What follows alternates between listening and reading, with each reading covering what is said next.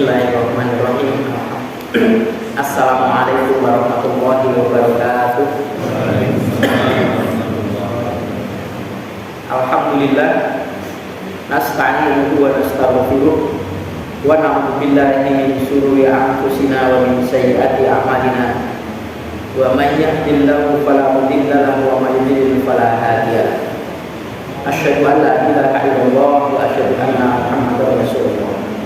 Allahumma sholli ala Muhammadin wa ala ali Muhammad. Amma ba'du. Qala Allah Ta'ala, ya ayyuhalladzina amanu taqullaha haqqa tuqatih wa la tamutunna illa wa antum muslimun.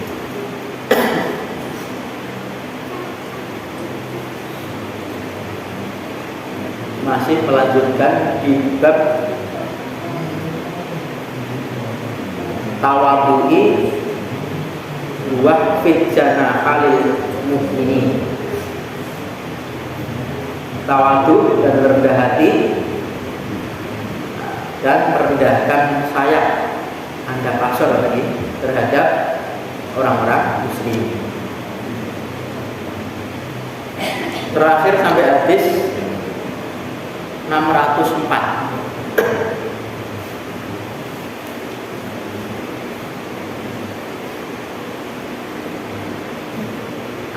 Gitu.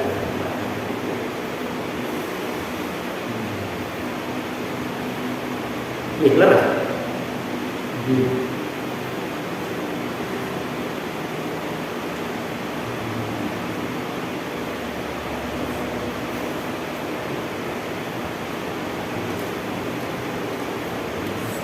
604. Bismillahirrahmanirrahim. Wa an Anas radhiyallahu anhu annahu marra ala Sibyan. Dan dari Anas radhiyallahu anhu bahwasanya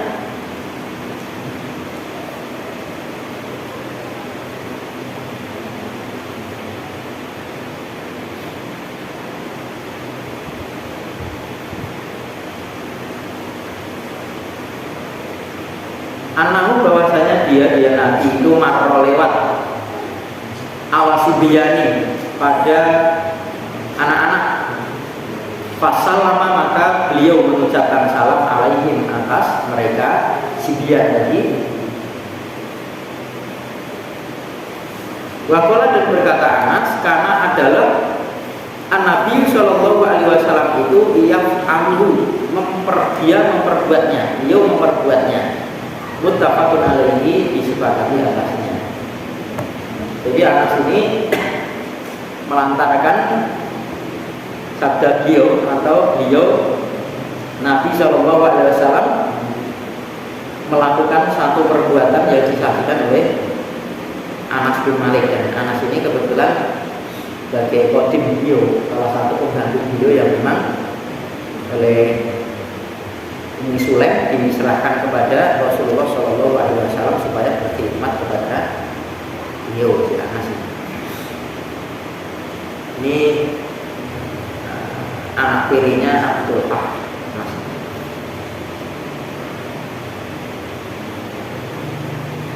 Nah, inilah beliau Rasulullah Shallallahu Alaihi Wasallam.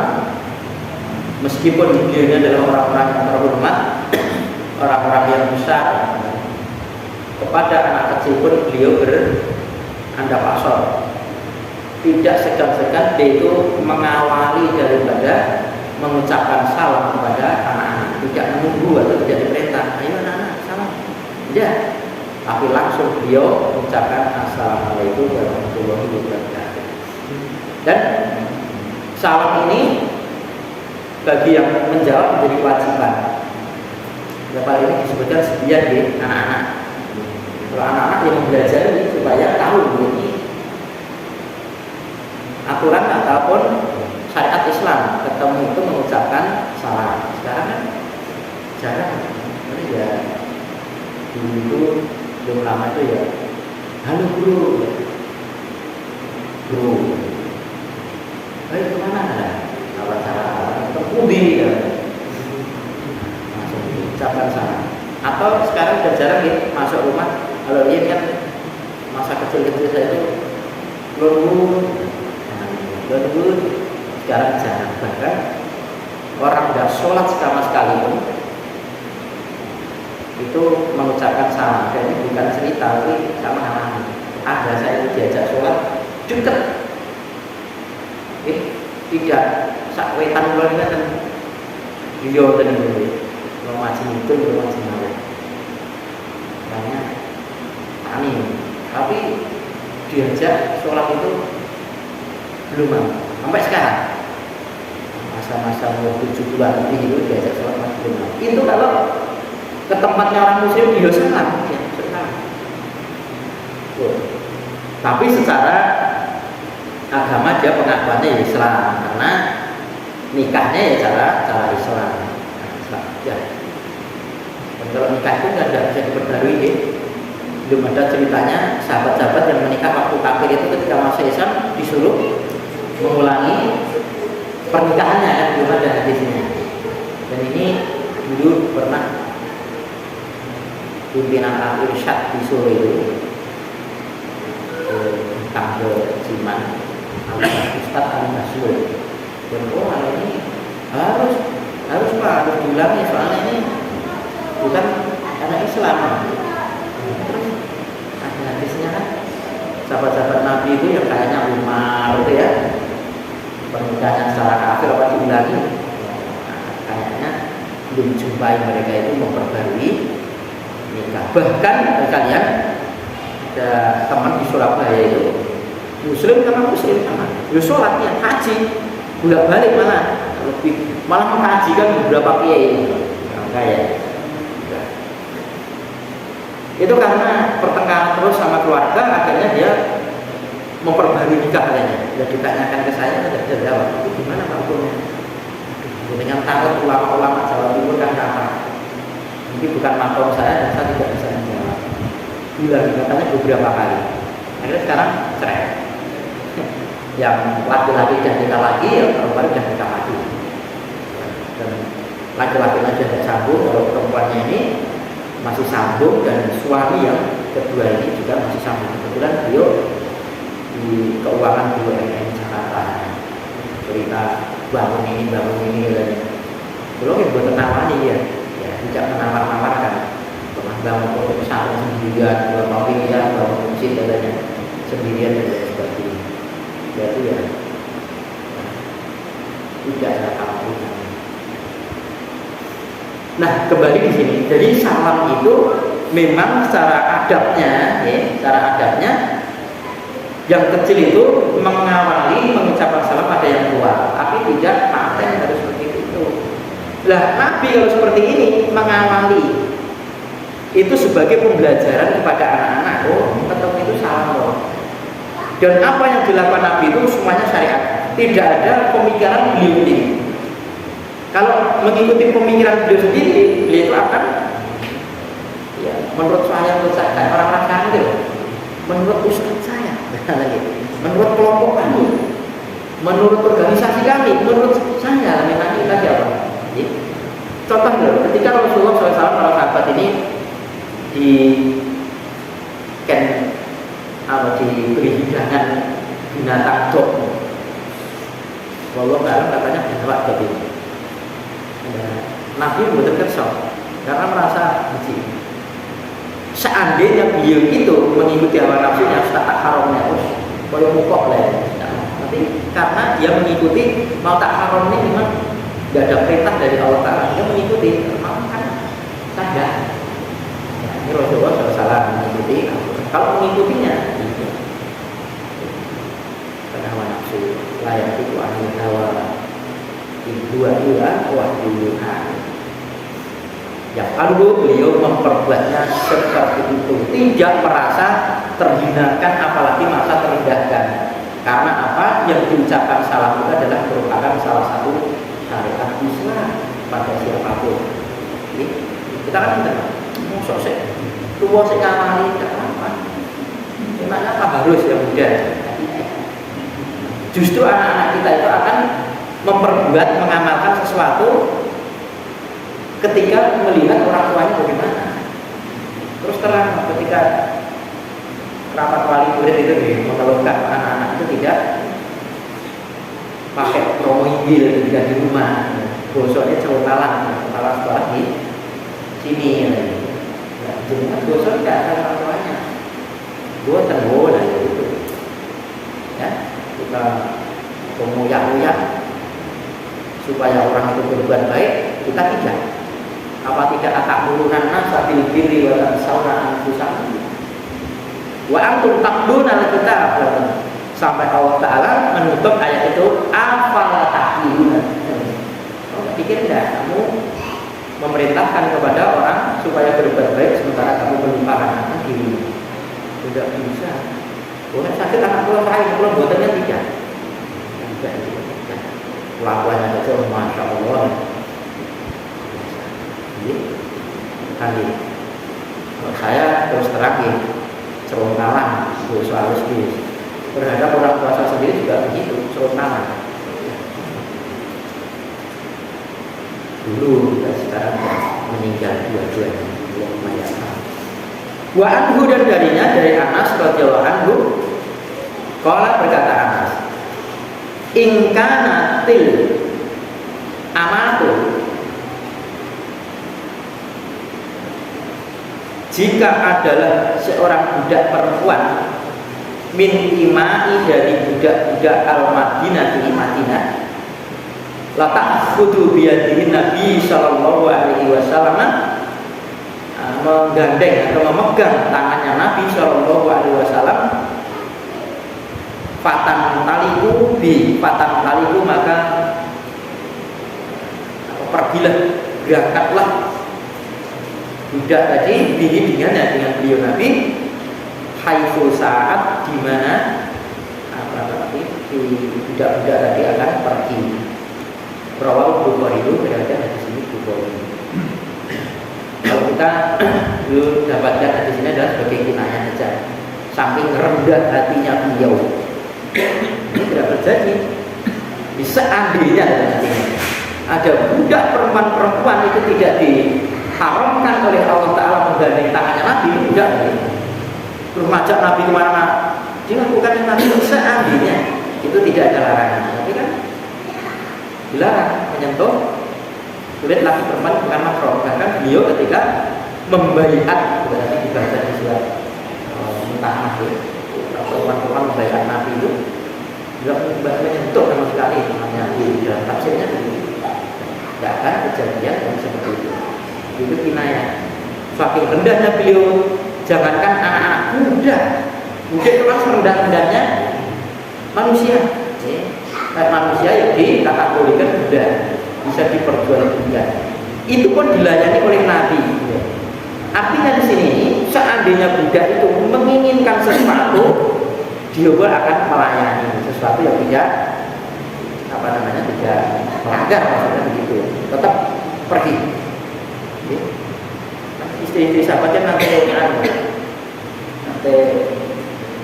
pamatur sama Nabi Rasulullah, suami-suami kami ini beruntung bisa menuntut ilmu dengan engkau, dengan mudahnya berjumpa dengan engkau, setiap ada masalah langsung menemui padaku dan aku memecahkan masalah suami-suami kami. Sebagian suami-suami kami ini berlambat-lambat menyampaikan kepada kami. Gue jauh, bahasa Indonesia. Ya Rasulullah, gue iya jenengan itu loh. Kami ada pertemuan antara engkau dengan penjenengan supaya kami juga bisa memecahkan masalah kami. Nah kemudian Rasulullah SAW dia kan sebut dalam bahasa kita, jenengan musyawarah kali minggu dan janjian dari apa? Kalian kumpul, nanti saya akan datang. Nah inilah menjadi kajian ini. Boleh seorang laki-laki itu mengajar perempuan atau sebaliknya. Bahkan Aisyah radhiyallahu anha, orang yang sesuci itu pun menjadi sahabat, menjadi guru-gurunya para sahabat, walaupun pakai takbir ya. Kalau sekarang ada batas-batas tapi itu. Kalau merasa tidak bisa gitu, bukan usaha. Pengapesan nek nonton ibu ya sudah usah ngajar. Pengapesannya yang dulu ngajar dulu. Nanti ayat apapun nanti akan diarahkan ke poligami, malah Enggak. Pengapesannya nek kono ngajar ibu. Tapi dulu ya teman-teman, bertahun-tahun ngajar ibu itu tidak pernah tahu wajahnya katanya. Karena keluar kesadaran di kajian itu tertutup, kalau ada pertanyaan cuma disodorkan. Suara guru itu didengar oleh si afat itu, ibu itu, kemudian satu guru sama muridnya tidak pernah ketemu. Jalan masuk ke dalam Buddha, jalan keluar itu dilakukan bertahun-tahun. Masya Allah, bisa menjaga kehormatan semacam. Jadi kembali ini kinayah saja. Jangankan anak kecil, budak saja. Ya. Kalau diperlukan ya. Akhirnya yang terjadi Rasulullah ini pengajian sama ibu-ibu. Akhirnya kan sampai tanya soal haid itu. Nabi isi misalnya pembalut haid itu bagaimana caranya. Ada dibantu oleh Aisyah radhiyallahu anha. Kami perman semangat kan juga. Bagaimana cara membalutnya Rasulullah? Sampai Aisyah deret masih deret. Darah ini terus, ngeten aman ya. Rasul maka diperlukan seorang ibu-ibu itu juga mengajar ibu-ibu khusus. Dulu di tempat saya itu ada kajian kita Mar'atus Sholihah. Dan itu harus perempuan, harus ibu-ibu itu mengajarnya.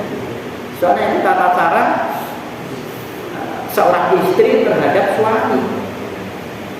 Wah, kok berarti bos diulangi lagi, ya, diulangi lagi, sampai dia melakukan khatam bolak-balik kitab itu diulangi lagi para usul tadi.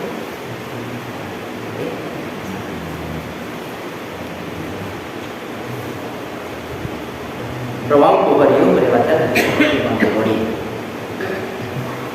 6006. Wa anil Aswad bin Yazid, dan dari Aswad bin Yazid qala berkata, Su'ilat Aisyah radhiyallahu anha. Aisyah radhiyallahu anha pernah ditanya, maka Nabi sallallahu alaihi wasallam yasna'u fi baitihi. Apa yang Nabi sallallahu alaihi wasallam itu beliau memperbuat pada rumahnya, rumah tangganya. Ketika ada di rumah, itu yang diperbuat Nabi mengerjakan apa? Qalat menjawab Aisyah radhiyallahu anha, kana yakunu fi mihnati. Adalah beliau itu pada rumahnya tadi sebagai mihnati, ahli, melayani atau membantu pada ahli ini adalah istrinya, yakni khidmati, berkhidmat, melayani ahli istrinya atau keluarganya. Fa'ida hadaratis sholatu, maka apabila telah hadir ketika hadir atau masuk waktu sholat, kharaja ila sholati, beliau keluar menuju sholat.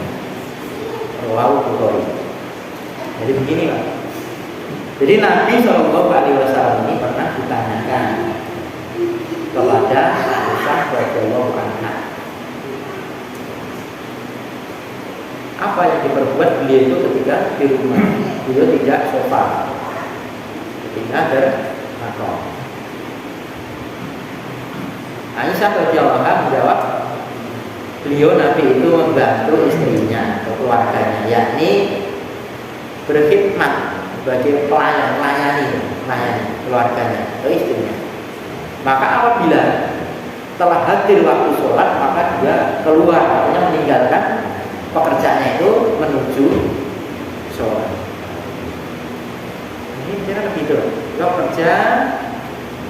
gereja, kemudian begitu ada seruan adzan, betul kalimat Allahu Akbar itu diakbarkan betul. Bukan Allahu Akbar itu dia neka. Bahasa akbar artinya apa? Kerjaan dia, bukan Allahnya.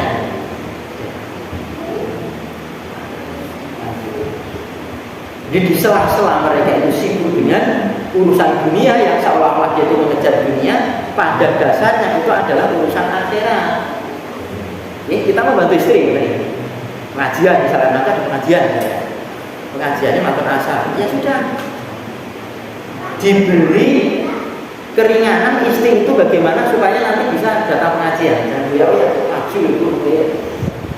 Tapi kerjaan mereka jadi bantu, mestinya dibantu supaya bisa ikut ngaji. Ada kan alasan. Oh, bahannya sekarang. Dia ini betul-betul saya masih cuciannya jereng dibon, jerengnya ya. Mestinya dibantu biar, nah seolah-olah dia itu berbuat urusan dunia, tapi pada dasarnya dia membantu urusan akhirat. Bagaimana supaya urusan dunia ini bisa terselesaikan, bisa mengejar urusan di akhirat sana. Kalau kita urusan dunia itu tenang-tenangan, pompong, ya. Betul-betul dia itu, masya Allah, irit-iritnya luar biasa. Tapi begitu urusan akhirat, sakok ini.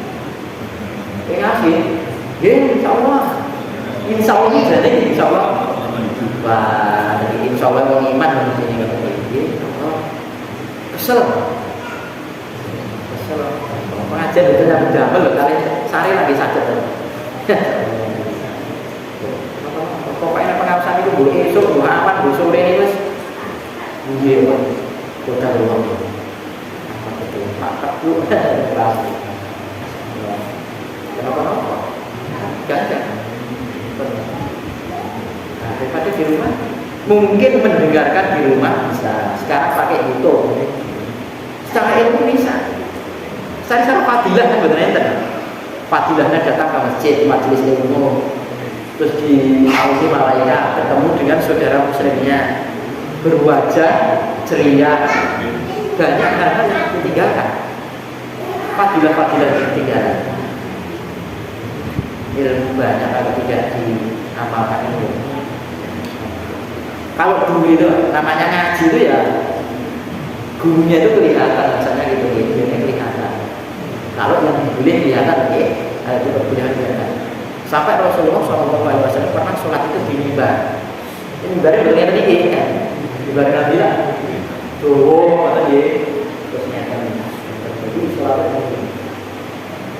para Nabi sholat di mimbar itu memperlihatkan ini sholat yang benar ini. Yang itu Usaimin ya. Sahabatnya Nabi Usaimin itu tentang tata sholat versi Rasulullah SAW. Pokoknya cara sholatnya Nabi. Bisa pernah punya punya kasetnya. Bukunya panduan. Insya Allah masih ada. Bisa ini ya. Kalau almarhum Abdul Qadir Jawas itu ya, banyak kok. Terus siapa itu? Hamka. Ya, banyak pokoknya. Muhammad Nasir punya. Semuanya tinggal kita. Adapun tentang perbedaan sudah pasti malah itu menjadi khazanah ilmu, ya, khazanah dua-duanya. Kalau saya belajar ya seperti itu. Semua dipelajari. Adapun yang tidak paham ditanyakan. Jangan sampai orang belajar sendiri. Akhirnya belajar sendiri akhirnya ilmunya ini ya diutamakan. Pastinya ngawur gitu. Bukan pernah ada macam itu. Ada kelompok peringkat sunnah itu. Sekarang tidak ada. Salah satu donatur terbesar dulu di Malang membangun masjid itu berapa ratusan juta dari hari pengajian seperti itu masuk ke sana ke tingkat sunnah. Jadi dia mengatakan bilang saya dapat Lailatul Qadar. Gitu. Kok kan kau sudah berubah di pimpinan pulau? Dan dia katakan sudah pertengahan Syawal dia katakan. Akhirnya guru itu diajari mobil. Karena dimusyawarahkan Lailatul Qadar tahun ini jatuh ke dia. Jadi rupiah. Kayaknya wah, teman saya, wah, koyo ini dajal muncul nih, ada. Enak aja dajal muncul. Dan sholat tidak pakai adzan, tidak ada, karena di Quran tidak ada. Ayo sholat itu kau. Insyaallah. Saya diperintahkan teman saya, Bapak untuk sana itu boten toh, anu aja untuk meneliti, wah bukan tempat saya ini belajarnya berapa tentang teliti, itu tugasnya ulama maksudnya. Mau kabeh orang ikuti, mudah-mudahan bertobat lah, karena ada ini orangnya sudah meninggal. Insyaallah. Dulu panggilan tuh Pak Koordinator itu. Dulu pernah ngasih sapi, tak satu kasih dua, pasti dilebih gitu. Kampung dua kuan, sebab istrinya nangis juga, suaminya masuk ke sana. Dajjal lucu ini loh. Istilahnya. Jadi hadis satu ini ditolak semua. Pokoknya apa sudah cerita saya yang masuk ke telinga saya, dia alam kubur itu tidak percaya. Karena kalau alam barzah, dalam arti barzah pun itu diartikan pembatas. Pembatas bukan pakai urusan laut, pembatas antara air tawar dan air asin. Itu ada barzah, ada pembatas. Lain itu alam barzah itu alam pembatas, bukan alam kubur. Alam kubur itu tidak ada. Wow. Saya yakin Rasulullah Shallallahu Alaihi Wasallam memerintahkan kok. Tadi ceritakan dulu saya. Bisa tempat dia sholat. Kalau saat masjid Jumatan, ini maghdubi alaihim dimbalak. Oh, menang deh. Beliau sendiri, wah amin, terbaik. Ini kebaik tidak ada yang amin. Katanya surat Al-Fatihah jangan ditambah-tambahi. Tapi hadisnya jelas kok, barang siapa mengucapkan amin, mencocoki makmum, ya, mencocoki malaikat, aminnya malaikat itu mencocoki imam ini, ya, malaikat sabar dengan imam ini, pas diampuni dosanya, berarti kan sudah. Sampai bukan ya, kita ngomong, jadi amin bukan ide, amin. Wallahu alam, katanya sebagian itu sujudnya itu pakai tanah atau gimana itu nakalnya agama itu jadi tanah betul, karena perintah ini sholat itu di bumi tercatat ini jajak bawa tanah itu di tanah. Jadi kira-kira udah haji lah Pak mobil lah Pak Wongdolan kan soalnya aku mau perkasa ini. Dan ini beliau yang cerita. Enten mau juga. Dan waktu sholat maka keluar sholat. Kita juga begitu, kecuali memang tidak bisa ditinggalkan. Kita dulu sakit atau membantu yang saudara muslimnya yang tidak bisa ditinggalkan. Dokter operasi, ya. Tangan tidak mungkin ditinggal. Seorang perawat mungkin ngurusi pasien, ditinggal kucur operasi bedah ditinggal, wajan tidak ada, bubar lah. Lihat.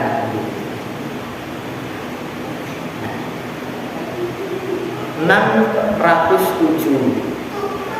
Wa Abi Rifa'ata Tamim bin Usaidin radhiyallahu anhu qala Intaha itu aku berhenti ila Rasulillah sallallahu alaihi wasallam, pada Rasulullah sallallahu alaihi wasallam, dua sedangkan itu tubuh beliau sedang bekerja. Fakultu maka aku matur sama beliau, ya Rasulullah, wahai Rasulullah, rajulun, ada seseorang yang gharibun, yang asing. Jangan dia datang, ya, rajulun gharib tadi.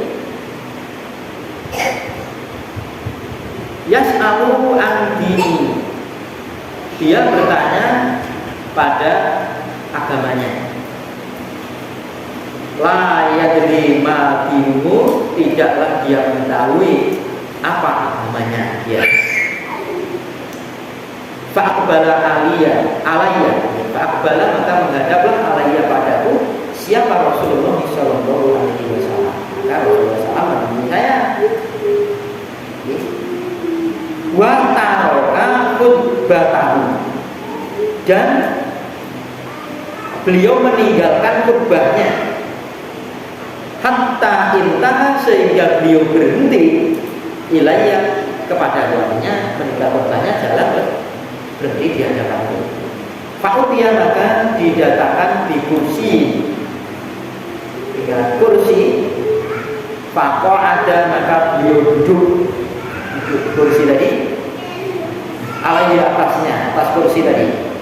Faja'ala, maka beliau menjadikan yu'allimuni, beliau mengajari aku, memberikan ilmu kepadaku, mimma, dari apa-apa yang allamahullah, Allah telah mengilmuinya kepada beliau, telah memberikan ilmu kepada beliau. Summa atah, kemudian beliau mendatangi khutbahnya. Fa'atama akhiroha, maka beliau menyempurnakan sampai akhir khutbah tadi. Walau Muslim, walau alam, ini khutbah ini apa khutbah Jumat atau tidak? Khutbah Jumat itu khotib sama makmum itu boleh, ngomong itu boleh. Ya tidak boleh itu makmum sama makmum. Menegur saja jangan, nanti fakut lapor, sia-sia. Tidak pernah Jumatan yang begitu ya.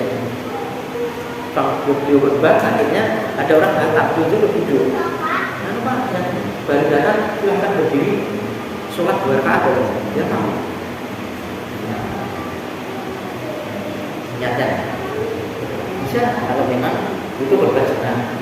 Atau salah satu dulu kejadian waktu Nabi khutbah Jumat, ada seseorang itu matur sama Nabi supaya Nabi ini mendoakan agar turun hujan karena waktu itu kemarau panjang. Bisa. Tapi waktu ini kalau khutbah Jumat itu. Nah, yang dimaksudkan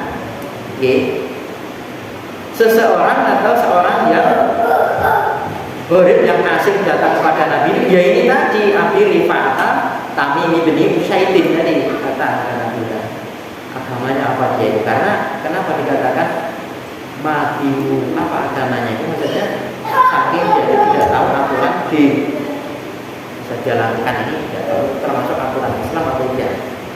Jadi bagian saudara kita itu mengamalkan agamanya cuma ikut-ikutan saja. Betul atau tidak tahu. Padahal ada kesempatan untuk belajar, laporan, belajar kemampuan yang ada. Nah, karena bertanya sesuatu yang penting, maka beliau jawab. Ini loh yang dijadikan oleh Imam Nawawi ini disebutkan adalah al-janaha lil mukminin. Jadi merendahkan sayapnya terhadap orang-orang muslimin, pelayan. Jangan ditinggalkan.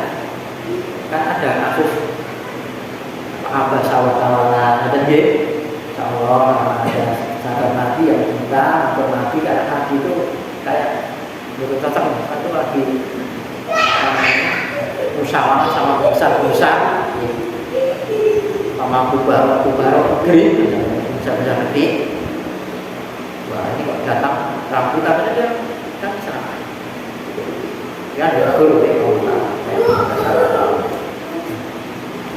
ini bapak-bapak ya, ibu sekalian, kita juga belajar dalam rangka untuk seperti ini. Meskipun kita ini tidak sebagaimana Nabi dan para sahabat, tapi Apa yang tidak kita lakukan terus kita meninggalkan juga tidak. Apa yang kita lakukan?